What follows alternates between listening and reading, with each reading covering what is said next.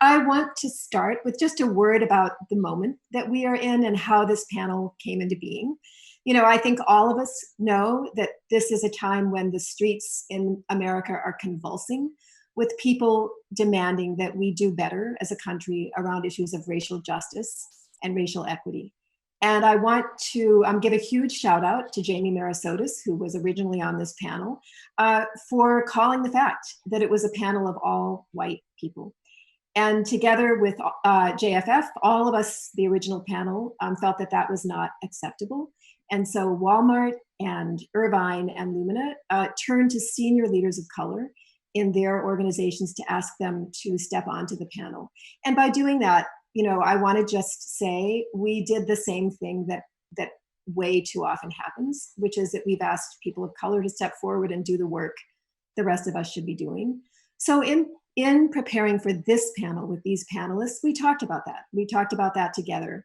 And we thought that that would actually be an honest and authentic way to start the conversation today, because the thing that they each want to talk about is how you reconcile philanthropy and equity in a moment like this. How do you manage yourself inside your own system, your own foundation, because we all sit within systems?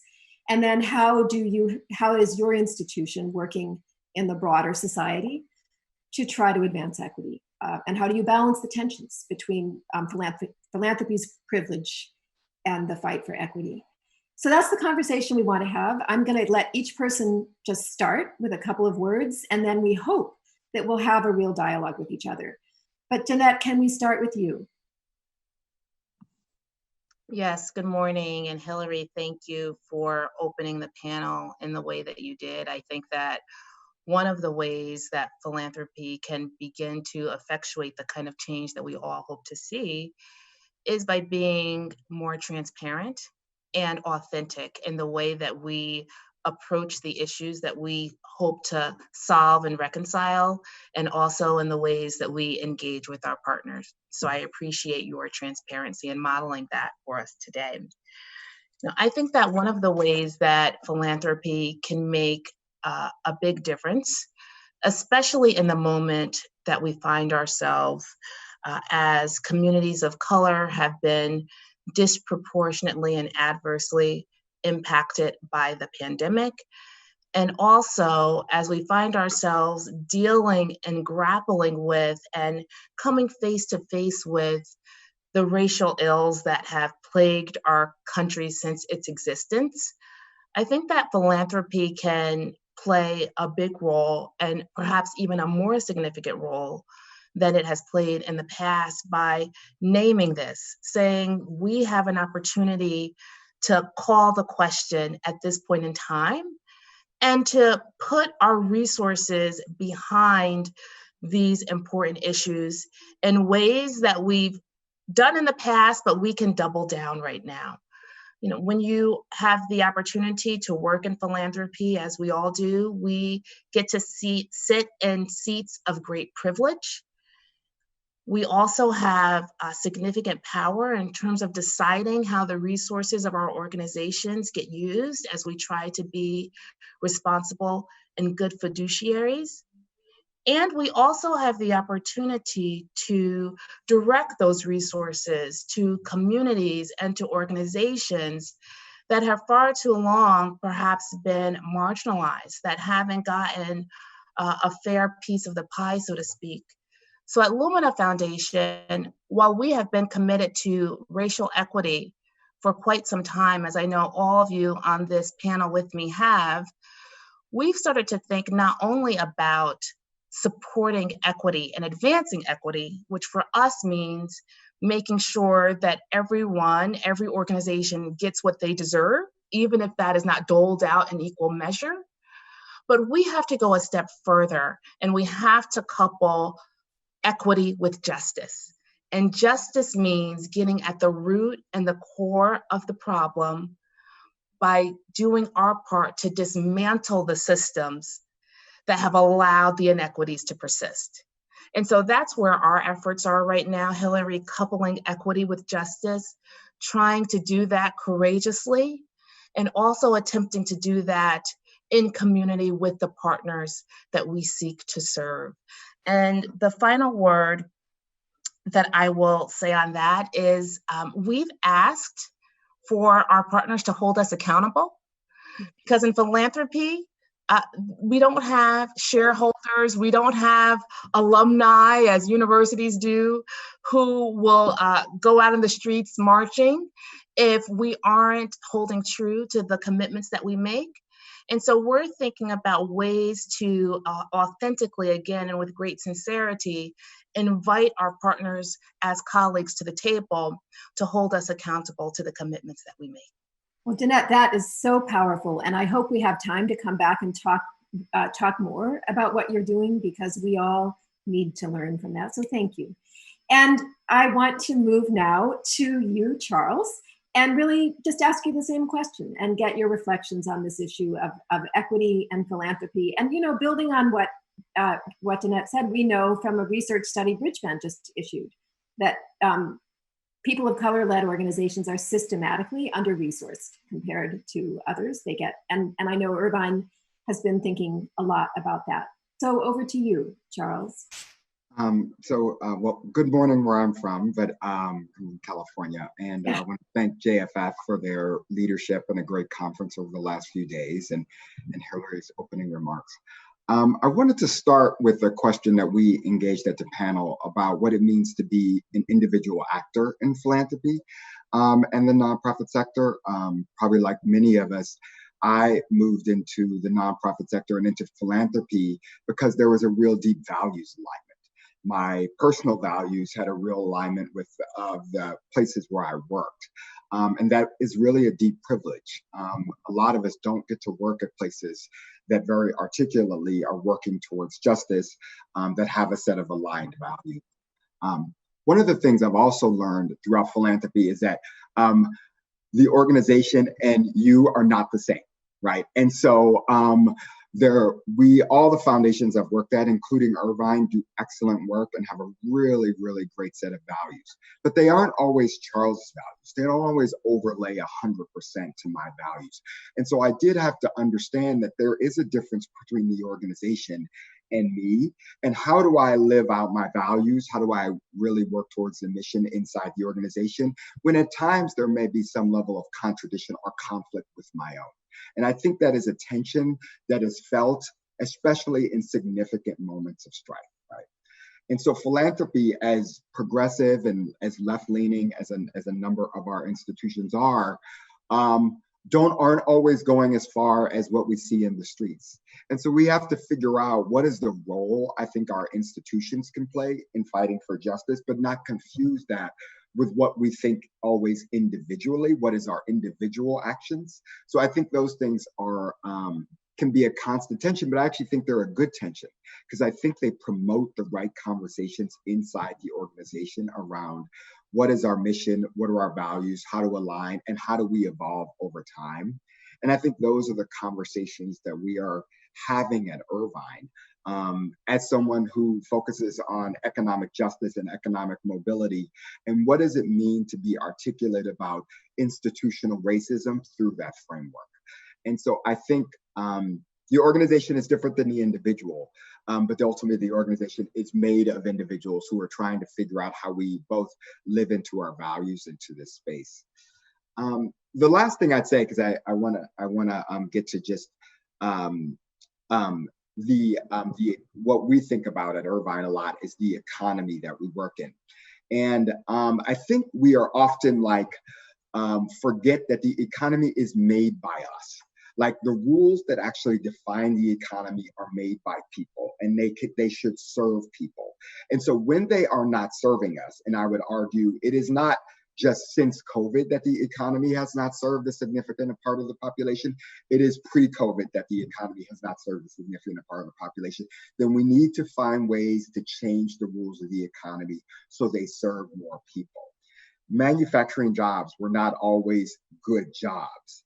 And then we decided to make those good jobs as a country. And so we need to think about how do we do that now for the jobs that we are calling essential jobs. I think that is the work that philanthropy can do. We can research, we can support advocacy, we can center the voices for Irvine of low-wage workers so their interests and demands are understood at the highest levels. I think that's the role of philanthropy right now. Thank you, Charles. That was so, this is very frustrating, this panel, because I'm sure everyone listening would love to hear the conversation that you guys are opening up, and hopefully throughout Horizons, there will be ways to do that. But that you are right, we make the economy. The economy is made by human decisions. It's not that we don't know how to be more fair, it's that we choose not to. So Gayatri, we are going to close out with you and just your reflections on these very big topics, and I apologize for the very short time. No, it's fine, Hilary. Actually, some late breaking news from our green room. We get 5 extra minutes, which digital screen time is very exciting. So I will, and then if we can squeeze any comments in after that, let's do it. So look, Danette, I love what you said, which is so straightforward. It's just we have to name it. And Charles, what you said, which is that we operate in a system, but a system is made up of individual human people, right? We are individual actors inside of these systems. And in a lot of ways, we shape these systems. And so for me, I came to work at Walmart 5.5 years ago to help to lead the social impact efforts addressing economic mobility issues at a company whose history and reputation is maybe not always positively associated with economic mobility in America. And my choice to move from California to Arkansas was about finding a place that worked for me to work for justice. And that's a really personal, individual choice. And I have not for a day regretted that choice. But one of the things that I think is very challenging is I have a lot of friends, I guess maybe some former friends, that really begrudged my personal choice to try to work on changing a system. And by a system, I mean in part just corporate America and the role that corporations can play in creating just communities, because I believe that they can. And I had a lot of friends who didn't see that theory of action the same way that I did, and therefore made a choice not to respect me for the fact that I saw it that way. And so I think for me, one of the things that the last 2 weeks, especially, the elevation of focus on structural racism in America really bubbles up, is how we are open and honest and clear and truthful with one another. And that cuts all ways. There's not one right way to work for justice.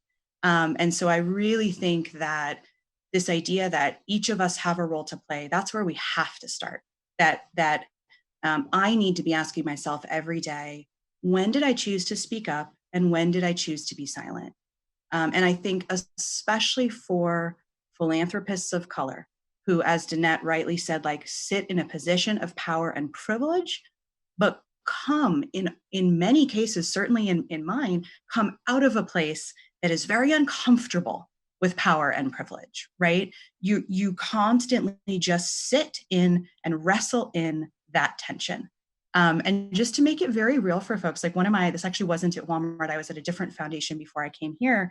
One of my early experiences of being in a ballroom and seeing that spread of food, and the event ended, everybody left, and the food was still on the table. And Gayatri Agnew was like, I'm putting those rolls in my purse.